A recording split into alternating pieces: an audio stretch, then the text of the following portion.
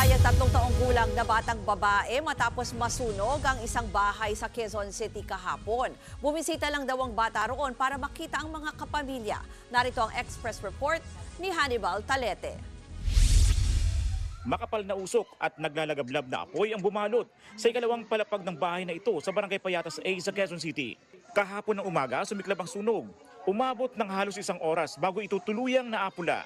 Matapos ang sunog, tumambad ang 13 taong gulang na batang babae.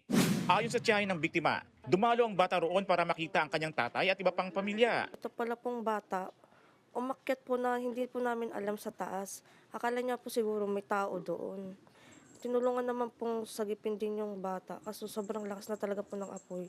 Kwento naman ng lola, inaya pa raw niyang bumili sa tindahan ng kanyang apo. Hindi niya lubos akalain na iyon na pala ang huling beses nilang pagkikita. Niloloko ko, balik-abili tayo, sama ka.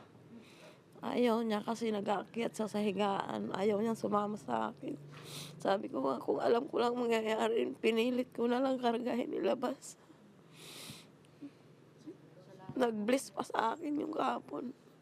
Patuloy ang investigasyon ng Bureau of Fire Protection sa sanhi ng apoy at kabuuang halaga ng pinsala. Nagbabalita mula sa Frontline, Hannibal Talete, News 5. Mga kapatid, ako po si Ruth Cabal. Maging maalam at may pakialam sa mga may init at rumaratsadang balita sa Frontline Express. Para maging updated sa balitaan, mag-subscribe lang sa social media pages ng News 5.